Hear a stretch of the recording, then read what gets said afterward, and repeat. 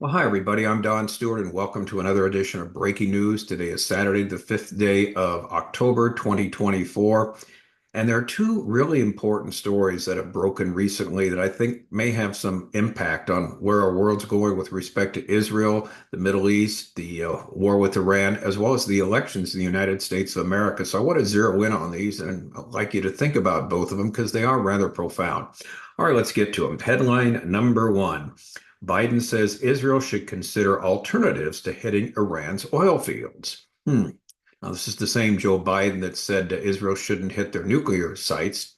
Now he's saying they should consider something else besides their oil fields. Well, their two biggest assets, of course, are nuclear sites and oil fields, the two things that are the most dangerous to Israel. And Biden publicly says Israel should consider not hitting either of those. All right. He then claims no administration has helped Israel more than I have, and that's certainly not true. And Bibi should remember that. At the same time, Donald Trump says Israel should hit the nuclear sites first. What a contrast. U.S. President Joe Biden, he said this yesterday, that Israel has not yet decided how it's going to respond to Iran's ballistic missile assault, but suggested it should refrain from attacking Iranian oil fields. If I were in their shoes, I'd be thinking about other alternatives and striking oil fields. Now, he says this at a very rare appearance of a daily White House briefing. Earlier this week, as we just mentioned, he opposed Israel targeting the nuclear sites as well. He says the idea of striking Iranian oil sites was in discussion, but it would cause oil prices to shoot up amidst fears of a sudden shock to the global supply. Then he went on to say, I think that would be a little anyway. In other words, he trailed off. He said on Thursday that Israel would ultimately make its own decisions on how to respond to Iran's massive missile strike. Hours later, he said, I know not to negotiate in public when asked if he had urged Israel not to attack Iran's oil infrastructure. Now, despite Biden's comments, Hebrew media reports that the Israeli response was being closely coordinated between Washington and Jerusalem. This is interesting. Meanwhile, Republican White House hopeful Donald Trump said he believed Israel should strike Iran's nuclear facilities in response to the Islamic Republic's recent missile barrage. We talked about this in our earlier breaking news program today. He said at a campaign event in North Carolina, when asked the question, they should consider that first. He said, hit Iran as long as they don't hit the nuclear stuff. That's the thing you want to hit, right? In other words, you want to hit their anything to do with their nuclear program to send them back to the position which they're closely getting to of being able to have a nuclear weapon to send to Israel. And Trump said, I think he's got that one wrong, speaking about Biden in response to the question about the issue. Is that what you're supposed to do to hit? I mean, it's the biggest risk we have, nuclear weapons. When they asked about the question, well, he said you hit this first, then you worry about the rest later. Now, when asked whether he thought Netanyahu was rejecting diplomatic agreements in Gaza and Lebanon to influence the upcoming presidential election, now we're going back to Biden. Biden responded, no administration has helped Israel more than I have. None, none, none. I think Bibi should remember that. As for whether he's trying to influence the election or I don't know, but I'm not counting on that. Now, interestingly, it says he would speak to Netanyahu when Israel decides on how it wants to respond to Iran. The two have not spoken for some 6 weeks, with the president saying Thursday they have not talked because there's no action going on right now.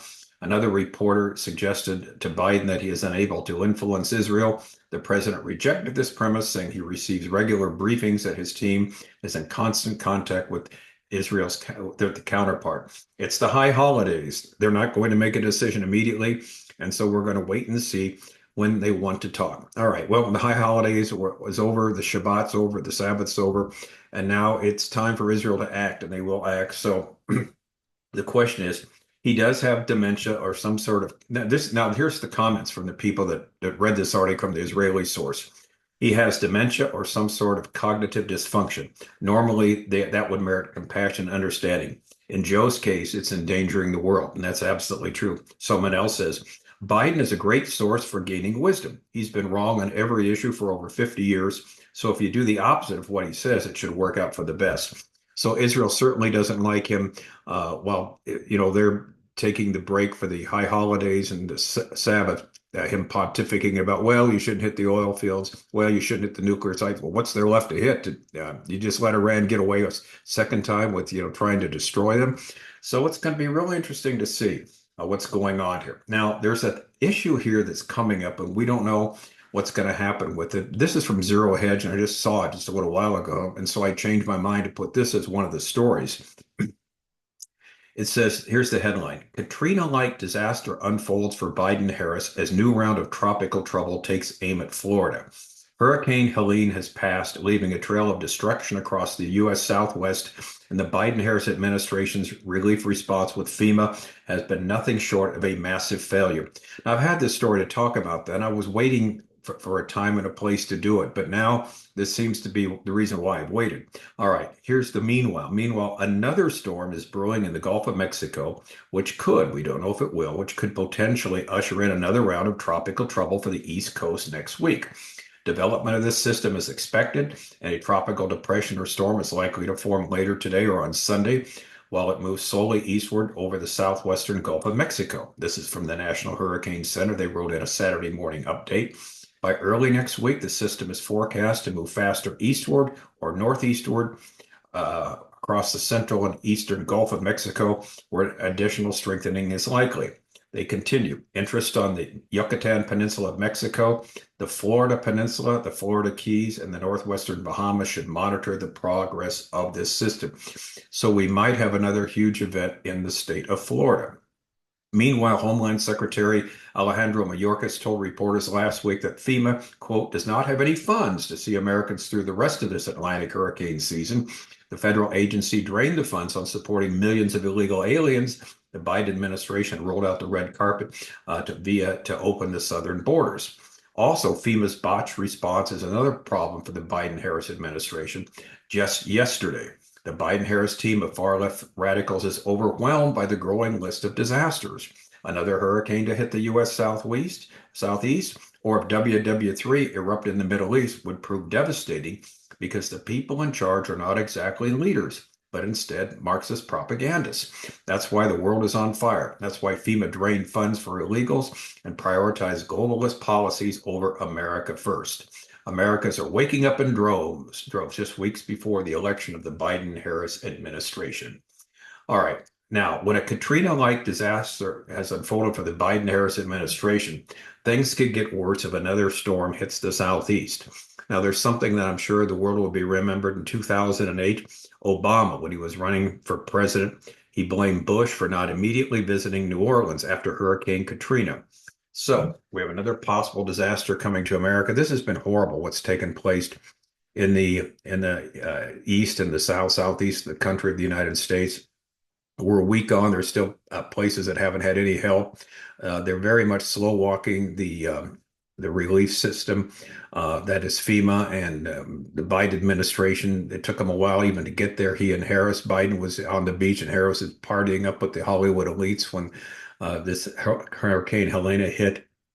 They have not been on the scene. Donald Trump was on the scene right away. And the problem is, of course, for North Carolina, it hit many of the rural areas. As you've probably seen, they're cut off from civilization, this and that. Why is this important? Why isn't Biden administration helping them right away?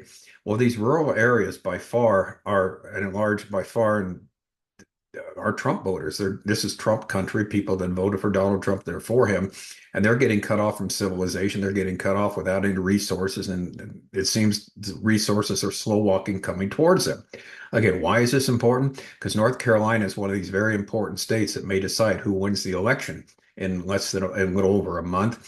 And if you can't get Trump supporters back on track to living their lives, that they won't be able to get to the polls to vote, that of course bodes well for Harris as idea to become president of the United States, her campaign. So that has been suggested as possibly one of the reasons why they're not getting any help right now. And again, Mayorkas, this man who just certainly should not be in office, has said FEMA doesn't have any money. We don't have any money to help these people. Then you find out something like $600 billion or some ridiculous amount of money was spent from FEMA's coffers to illegal aliens, getting them settled in the country. But now when American citizens need help, there's no help to be found, no money to be found, supposedly, even though FEMA had plenty of money originally. So will these things come back to bite Harris and her election possibilities in another month or so? We don't know, but it is a huge story. and more it's gaining traction. Now, the major media doesn't say anything about this, but so many people have seen the stories in the alternative media and they've talked about it. And Zero Hedge, you may want to read the article there. That's on their front page still today. It's like number 3 or 4 down the list. But it's something to look at, all the problems that are happening with the hurricane response, which is terrible. But what happens if it takes place again? This would be beyond terrible for the people of that part of the country. So we need to pray. We'll wait and see. So at the same time, Biden is telling Israel, well, don't hit their nuclear sites. And a couple of days later, don't hit their oil fields. Yeah. And like I said, the people of Israel are more than hopping mad at him for sitting there, during the time when they know Israel can't respond because it's during the high holidays. So you can't get anything out of them because everything is shut down. The news publicly until tonight was the first time after the Sabbath that they can start saying anything. So tomorrow we'll see some stories. But I think it's interesting. You have these two big things happening all at once. Will anything come about from this? We don't know, but stay tuned and we'll let you know here because always there's never a dull moment as the news continues to bring the world closer and closer to the time of the end of the Lord Jesus Christ's return, as the Bible very clearly tells us, and the events that will precede it are really shaping up right now. I'm Don Stewart. Thanks for watching. Until next time, may the Lord richly, richly bless.